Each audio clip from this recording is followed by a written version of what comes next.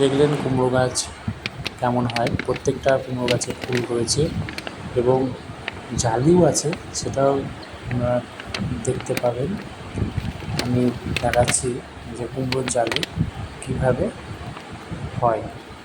এই যে দেখতে পাচ্ছেন কুমড়োটা, জালিটা করে ফুল নিয়ে আছে, খুব সুন্দর। এর সাইজ প্রায় এক একটা 2 কেজি করে হবে। কেবল জালি আসছে। কুমড়োর জালি কেমন হয় দেখতে পাচ্ছেন। এটা কিন্তু কুমড়ো, চাল কুমড়ো, গেমি নয়। আপনারা দেখতে পাচ্ছেন যথেষ্ট ফুল রয়েছে ডগায় ডগায়।